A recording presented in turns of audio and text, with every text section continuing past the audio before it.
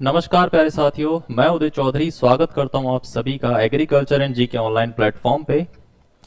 And today I am going to share a success story of mister Harpreet Singh and who has successfully secured a prestigious position of agriculture development officer through Punjab Public Service Commission exam. So first of all आपका बहुत बहुत स्वागत है mister Harpreet Singh ji. Thank you sir. नमस्कार जी।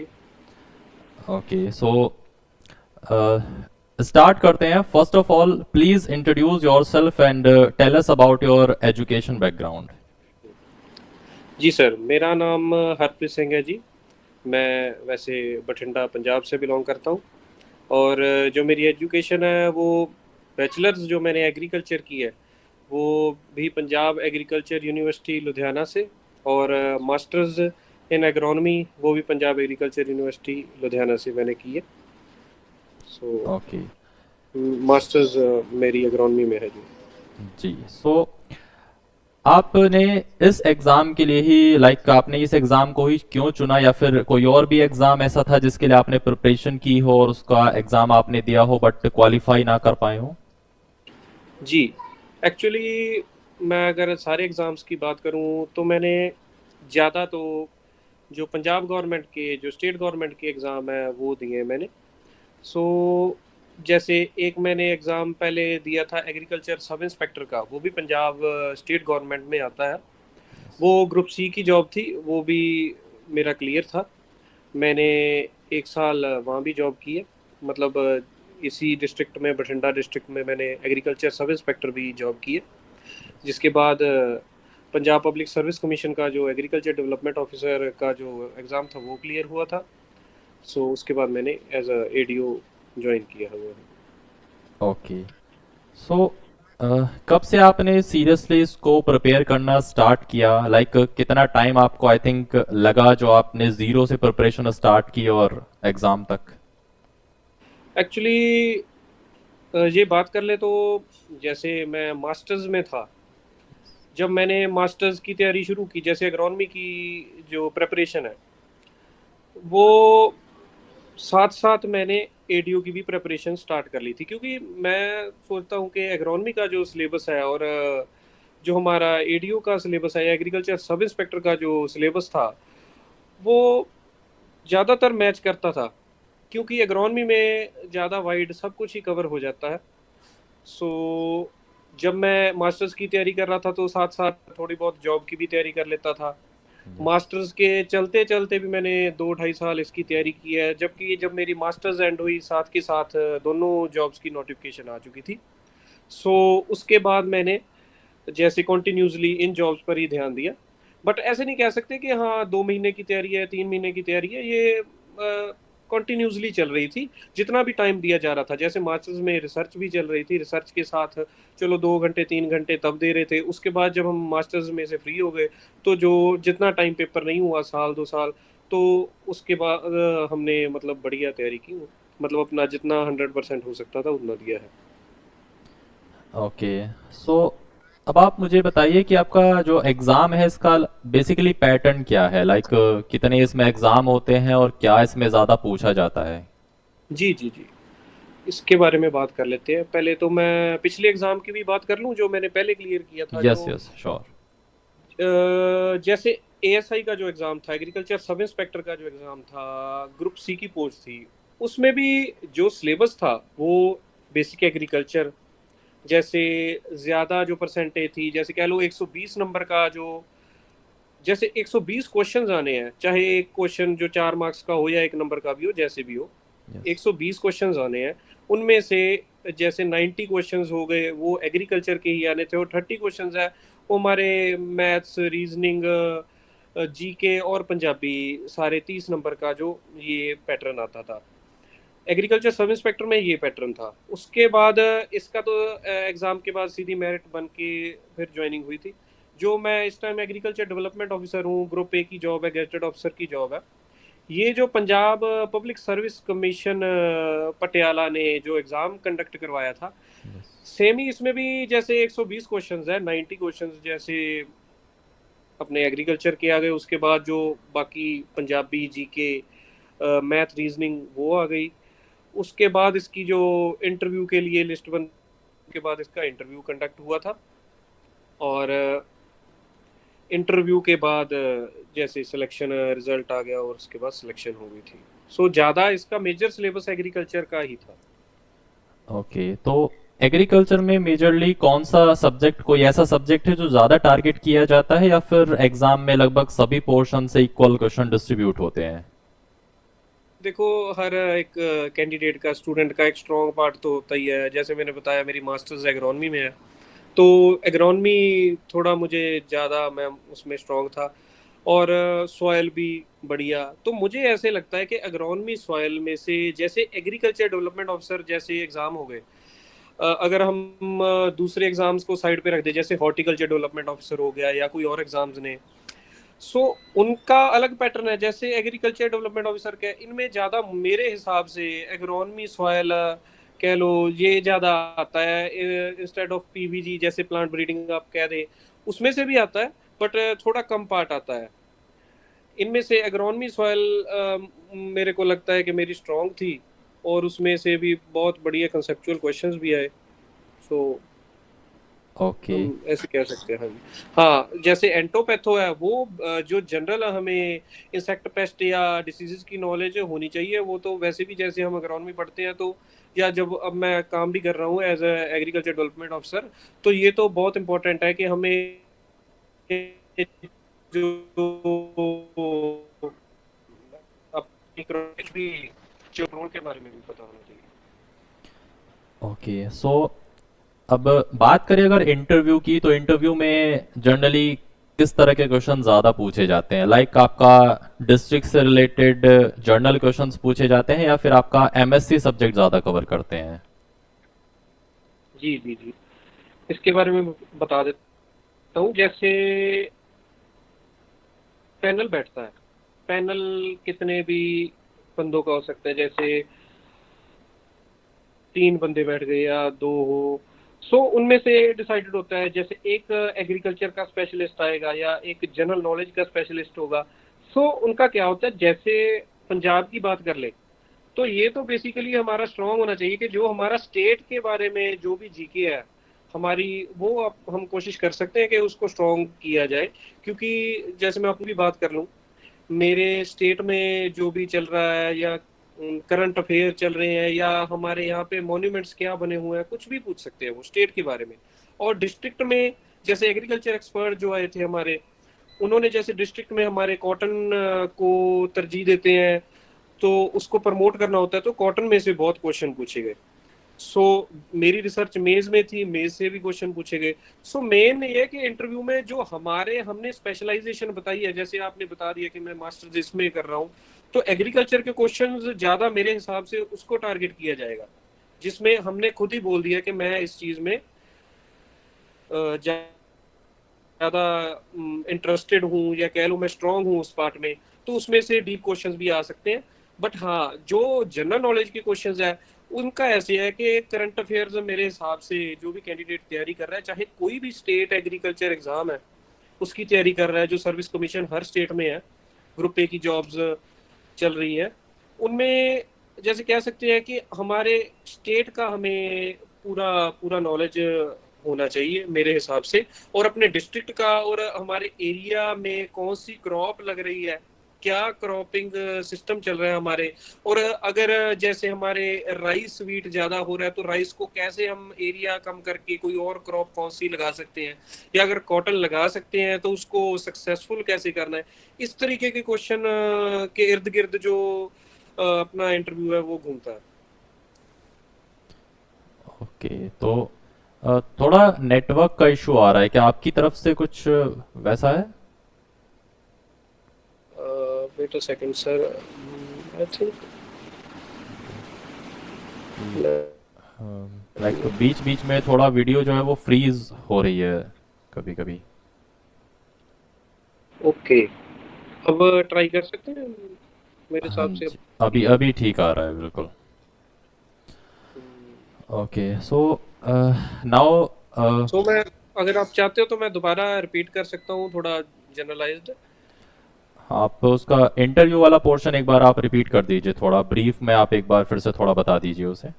जी, जी, मैं brief में बता देता हूँ। जैसे इंटरव्यू का जो पैटर्न रहेगा, जैसे पैनल बैठ रहा है, एक एग्रीकल्चर एक्सपर्ट है, एक जीके के एक्सपर्ट आए हुए हैं, तो उनका जो क्वेश्चंस हमें अपने जो स्टेट की जो चल रही है, जैसे क्रॉपिंग सिस्टम है हमारा, कोई भी राइस वीड चल रहा है पंजाब में ज़्यादा, और राइस ज़्यादा वाटर कह लो कि उसमें पानी की ज़्यादा खपत होती है, तो उसका एरिया कैसे हम कम करके कोई और क्रॉप, जैसे हमारे बठिंडा डिस्ट्रिक्ट में कॉटन को सक्सेसफुल किया जा सकता है, कैसे किया जा सकता है, क्या डिफ़िकल्टीज आ रही हैं, उसके बारे में जैसे क्वेश्चन हो सकते हैं। और जो हमारी हमने स्टडी जिसमें स्पेशलाइजेशन की है, जैसे मास्टर्स जिसमें की है हमने, तो उसमें से ज़्यादा क्वेश्चंस टारगेट होंगे। जैसे मैंने मेज़ में रिसर्च की थी एग्रोनॉमी में, तो मुझे मेज़ में से भी क्वेश्चन पूछे गए, कॉटन में भी पूछे गए। और जो जीके वाइज है, वो हमें करंट अफेयर्स अपनी स्टेट की तो पता ही होनी चाहिए थोड़ी बहुत, जैसे इंडिया का भी हमें थोड़ा बहुत टच में रहना पड़ता है करंट अफेयर के। सो उसके इर्द गिर्द जो इंटरव्यू हमारा घूमता है। ओके। सो अब मैं जानना चाहूँगा कि लाइक रिजल्ट पे कैसा माहौल था, मतलब आपका या आपकी फैमिली का क्या रिएक्शन रहा है जब रिजल्ट के बारे में आपको पता चला। हाँ, हाँ। जी, एक्चुअली जैसे मैंने शुरू से ही आपको बता दूं, जैसे मैंने बैचलर्स शुरू की थी या मास्टर शुरू की थी, तभी से मेरा मन था कि मैंने एडीओ को ही टारगेट किया हुआ था, क्योंकि मेरा अब्रॉड जाने का या कोई और बाहर पीएचडी करने का कोई ज़्यादा मेरा मन नहीं था। सो मेरा स्टेट गवर्नमेंट की जॉब लेने का था, और वो भी स्पेशल एडीओ, क्योंकि ये जो ग्रुप ए की पोस्ट है, जिसका एग्ज़ाम होता है, एग्ज़ाम के थ्रू हम जा सकते हैं, इससे ऊपर कोई पोस्ट नहीं है जिसमें हम डायरेक्टली पोस्ट हो सकते हैं। सो जो पीपीएससी का जो सिस्टम है, उनका जो मेरे हिसाब से रिकॉर्ड है, जब उनका इंटरव्यू लेते हैं, तो इंटरव्यू का जिस दिन लास्ट डे होता है, उन्होंने उसी दिन रिजल्ट को अपलोड करना होता है। सो जिस दिन इंटरव्यू हमारे एडीओ के कैंडिडेट्स के ख़त्म हुए, उसी लास्ट दिन उन्होंने रिजल्ट जो अपलोड किया था, और वो अपलोड भी आई थिंक रात को 11 बजे के करीब हुआ था। So okay. हर कैंडिडेट ही उड़ीक कर रहा था, उस चीज़ की वेट कर रहा था, इंतज़ार कर रहा था कि कब रिजल्ट आएगा, क्योंकि पता था उसी दिन आ ही जाना है जिस दिन लास्ट इंटरव्यू कंडक्ट हुआ है। सो जब मैंने रैंक देखा, मेरा रैंक ओवरऑल रैंक मेरा 34 था। मैं जनरल कैंडिडेट हूँ, जनरल में मेरा 22 रैंक था। सो मैं बहुत बढ़िया सेटिस्फाइड था, और मेरे इंटरव्यू में भी आई थिंक हाईएस्ट मार्क्स थे, 60 में से 53.25 मेरे मार्क्स थे। सो बहुत मतलब खुशी हुई, परिवार वालों को भी और मुझे भी, क्योंकि काफ़ी सालों से एक ही टारगेट रखा हुआ था एडीयू का, और भगवान की जो कृपा से वो हमने अचीव भी किया। ओके। सो अब मुझे बताइए कि एज एन एडीओ क्या आपकी ड्यूटीज रहती हैं और किस तरह का आपका वर्क लाइफ बैलेंस रहता है इस जॉब में। जी, जी। एडीओज की ड्यूटी, जैसे हमारे हिसाब से वी आर प्लांट डॉक्टर्स। सबसे पहले हम जैसे फार्मर्स हैं, उनको जो प्लांट्स में उनकी जो फील्ड में जो भी दिक्कत आ रही है, इंसेक्ट पेस्ट की या कह लो एग्रोनॉमिक प्रैक्टिसेस की भी, जैसे हम देखते हैं कि फार्मर्स एक्चुअल में साइंटिस्ट, वो भी साइंटिस्ट है, क्योंकि उनका एक्सपीरियंस हमसे कहीं ज़्यादा है। पर फिर भी जो भी नई टेक्नोलॉजी कोई हमारे स्टेट में आ रही है या इंडिया में आ रही है, या कोई स्टेट की स्कीम आ रही है, या कोई यूनिवर्सिटी रिसर्च कर रही है, उन्होंने न्यू वैरायटी रिलीज की है, उनके बारे में जो अवेयर करना हमारा एडीयूज का काम है। जैसे कोई हमें फार्मर कॉल भी करता है, तो हम फील्ड जाके उसकी जो समस्या होती है उसको देखते हैं, जैसे कोई इंसेक्ट पेस्ट है, उसके बाद उन्हें हम प्रिस्क्राइब करते हैं, जो भी पीएयू के जैसे कह दो कि रेकमेंडेड प्रैक्टिसेस होती हैं, उसके हिसाब से हम उनको जो केमिकल्स होते हैं हमारे इंसेक्टिसाइड पेस्टिसाइड, वो हम रेकमेंड करते हैं। एक काम ये है हमारा, जो मैं मेजर काम मैं मानता हूँ। पर हाँ, इसके बाद जो हमारा एडीओज के पास क्वालिटी कंट्रोल का भी काम होता है। जैसे हमारे जो पेस्टिसाइड डीलर्स होते हैं, फर्टिलाइजर या सीड डीलर्स होते हैं, उनमें जैसे लॉ के मुताबिक सब कुछ ठीक चल रहा हो, या उनकी इंस्पेक्शन करनी होती है, उनके जो पेस्टिसाइड्स की सैम्पलिंग एडीयूज करते हैं। हम एडीयूज जब डीलर के पास जाते हैं तो हम एज अ इंसेक्टिसाइड इंस्पेक्टर या फर्टिलाइजर इंस्पेक्टर या सीड इंस्पेक्टर बिहेव करते हैं। सो क्वालिटी कंट्रोल का काम भी एडीयूज के पास है। ये बहुत ही मतलब सेंसिटिव काम होता है, इसमें एक भी गलती की गुंजाइश नहीं होती। कोऑपरेटिव सोसाइटीज़ होती हैं, उनमें भी हमने निगरानी रखनी होती है कि जो फर्टिलाइज़र का स्टॉक आ रहा है वो मेंटेन्ड है, किसानों को कोई समस्या तो नहीं आ रही है, या अगर कोई किसी ने शिकायत की है उसके बारे में हमने जो एडीओज हैं उन्होंने ही जो डील करते हैं वो उसके बाद सैम्पलिंग सोसाइटीज़ में भी एडीओज कर सकते हैं। और जो उसके बाद और काम एडीओज के जो हर साल में बहुत कुछ आता रहता है, एग्रीकल्चर स्कीम्स उसको इम्प्लीमेंट करना, या कह लो सीआरएम स्कीम है जैसे क्रॉप रेजिड्यू मैनेजमेंट, ये तो सेंट्रल की स्कीम है। इसमें मशीनरीज फार्मर्स को प्रोवाइड की जाती हैं सब्सिडी के ऊपर, 50% सब्सिडी या 80% subsidy, depends on what kind of machine he is applying for.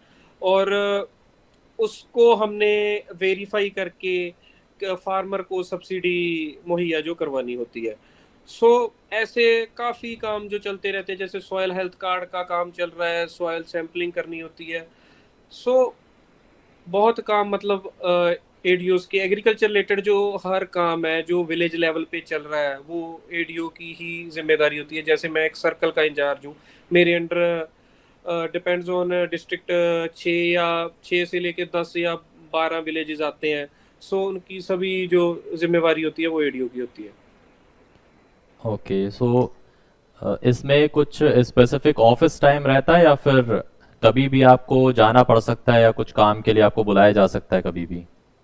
वैसे तो स्टेट गवर्नमेंट की बात कर लें तो कभी भी जाना पड़ सकता होता है, बट हाँ 9 to 5 जो ऑफिस टाइमिंग तो होती है, but as an agriculture development officer हम स्टिक नहीं कर सकते 9 to 5 ऑफिस को, क्योंकि जैसे हम पहुंचते हैं 9 बजे ऑफिस, उसके बाद जो हमारे कोई फार्मर ऑफिस आए हुए हैं उनको अटेंड करने के बाद हमें फील्ड विजिट करनी पड़ती है, या जैसे मैंने बताया डिफरेंट काइंड ऑफ एडीओज होते हैं, कोई पेस्टिसाइड सैम्पलिंग में बिजी है या कोई फर्टिलाइजर सैम्पलिंग में बिजी है, तो उन्हें पहले वो ऑफिस आते हैं 9 बजे, उसके बाद जो फार्मर्स हैं उनको अटेंड करने के बाद जो वो अपने काम में, जैसे कोई टाउन में पेस्टिसाइड की मार्केट है सो उनमें उन्होंने इंस्पेक्शन करने भी जाना होता है।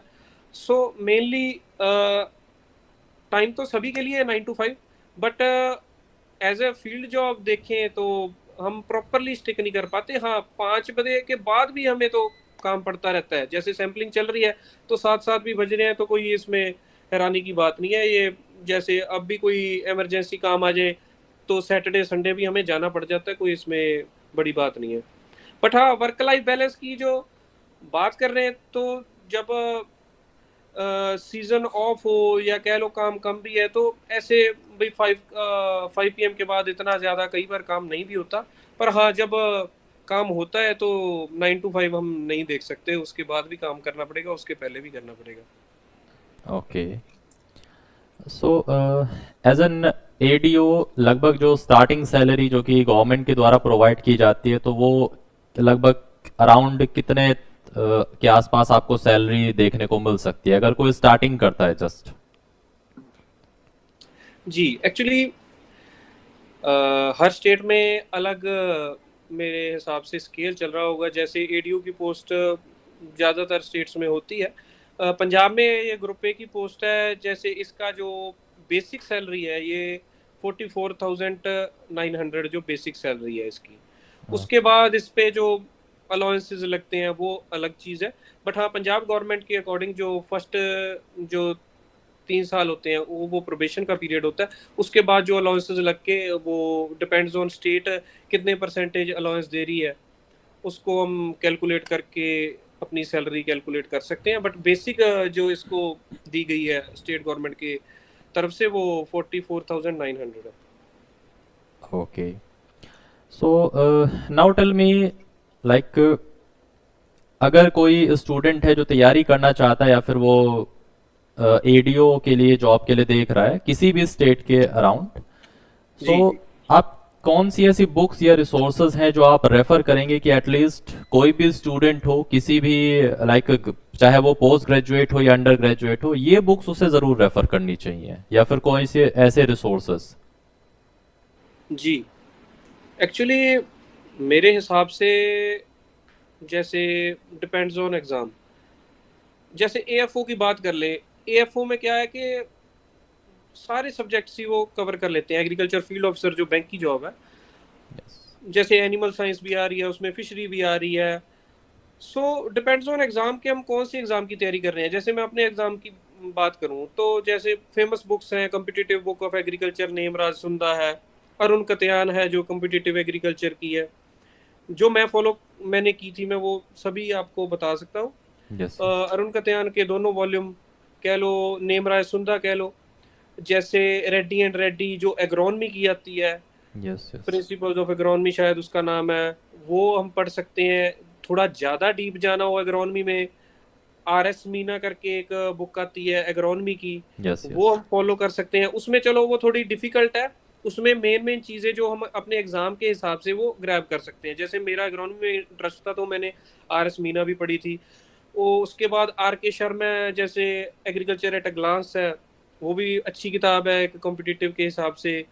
और इसके बाद मैं कह सकता हूँ कि ऑब्जेक्टिव बुक्स जो जरूर बंदे को तैयारी कैंडिडेट को तैयारी करनी चाहिए, क्योंकि चलो पहले हमने कॉम्पिटिटिव बुक्स जो नेमराज सुंदा वगैरह, अरुण कत्यान पढ़ ली, या कह लो आर के शर्मा पढ़ ली, उसके बाद ऑब्जेक्टिव बुक्स है जो हमें जरूर फॉलो करनी चाहिए। जैसे एग्रोनमी में थी मल्लीवाल थी, और और भी बुक्स है, कांतवा, एस आर कांतवा बुक थी ऑब्जेक्टिव। और भी ऐसी ऑब्जेक्टिव बुक जब हम करते हैं, उसके बाद हमें पता चलता है कि हम किस किस पॉइंट में वीक है। क्योंकि जब हम थ्रेटिकली कोई भी चीज़ पढ़ रहे हैं, हमें कोई ना कोई चीज़ रह जाती है।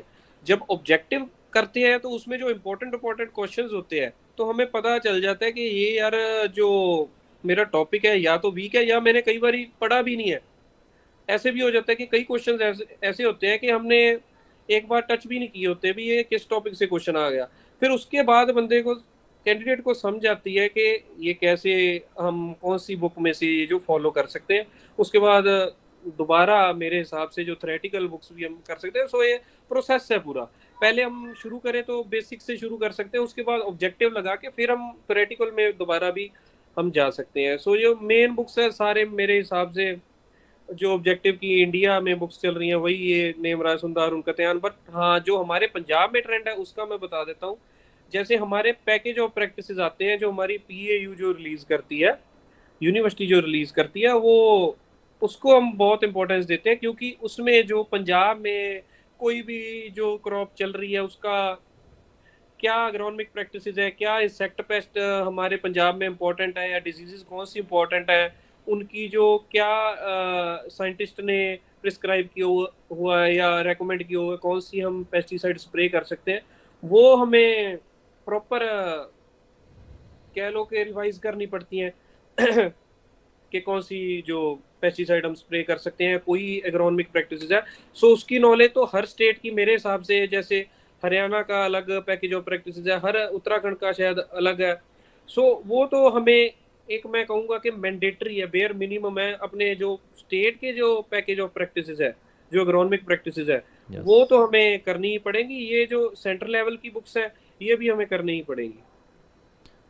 ओके, सो अब मैं जानना चाहूंगा कि पूरी प्रिपरेशन जर्नी के दौरान हमारी कोचिंग एग्रीकल्चर और जीके का क्या रोल रहा है?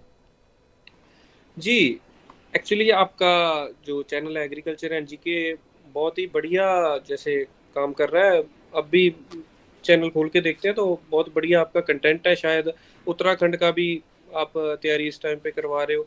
यस। यस। सो बहुत बढ़िया आपका कंटेंट है। जैसे कोई भी कैंडिडेट है, वो जैसे आप नोट्स बना रहे हो, अगर वो नोट्स भी कर लेता है तो साथ में एक थ्योरेटिकल बुक्स कर लेता है, तो बहुत हेल्प मिलती है कि हम जब एग्ज़ाम में बैठे होते हैं तो हमें वो चीज़ ज़्यादा याद आती है कि ये सर ने पढ़ाया था और ये एग्ज़ाम में आ गया है। सो जैसे आप कोचिंग दे रहे हो, ये बहुत मतलब बढ़िया एक उपराला कह लो, कि जिससे स्टूडेंट्स को हेल्प मिलती है और घर बैठे ऑनलाइन ही हम तैयारी अपनी कर सकते हैं। और नोट्स भी अपने बना सकते हैं या आपसे ले सकते हैं। सो उसमें बहुत हेल्प मिलती है स्टूडेंट को, कैंडिडेट को। Okay, so my last question is, अगर कोई स्टूडेंट तैयारी करना चाहता है सेम ईडीओ एग्जाम के लिए जीरो लेवल से, सो आप क्या सजेस्ट करोगे कि किस तरह से वो पूरी प्रिपरेशन कर सके और इस एग्जाम को क्रैक कर सके? जी, वैसे जो मैं जनरल तैयारी का तरीका अगर बताऊं तो मेरा हिसाब तो ये है, जो बिल्कुल जीरो से स्टार्ट कर रहा है, पहले तो वो ये ना सोचे कि पेपर कब होना है, क्योंकि पेपर कभी भी हो सकता होता है। किसी भी स्टेट एग्जाम का, एडीयू की भी बात कर लें चाहे किसी और स्टेट की बात कर लें, सो कभी भी पेपर हो सकता है उसका। सो जो तैयारी है ऐसे करनी है, जैसे मैंने नेम राय सुंदई उठा ली, कोई भी बुक सपोज कर लो, कॉम्पिटिटिव बुक सपोज कर लो, दिन में 5 पेज पढ़े जा रहे हैं, 10 पढ़े जा रहे हैं, जितने भी पढ़े जा रहे हैं वो बुक के हिसाब से है। अगर वो ज़्यादा थ्योरेटिकल है तो ज़्यादा भी पढ़े जा सकते हैं, वो ज़्यादा ऑब्जेक्टिव में जा रही है तो कम पढ़े जाते हैं। बट उसमें क्या है कि अगले दिन जो है सेम जो हमने एक दिन पहले पढ़ा है उसको अगले दिन रिवाइज करना बहुत जरूरी है। ये मैंने पहले मेरे में कमी होती थी कि मैं जब 10 पेज पढ़ ले अगले दिन फिर वो मैं 11 से शुरू करके 20 तक पढ़ता था। पर नहीं, जो 1 से लेके 10 तक पेज पढ़े हैं वो चाहे दोपहर तक पहले वो ही रिवाइज हो, वो बहुत जरूरी है। इसमें क्या है कि टाइम ज्यादा लग सकता है पर हमारी जो वो पार्ट स्ट्रांग होता है। सो मेरी ये स्ट्रेटजी रही है।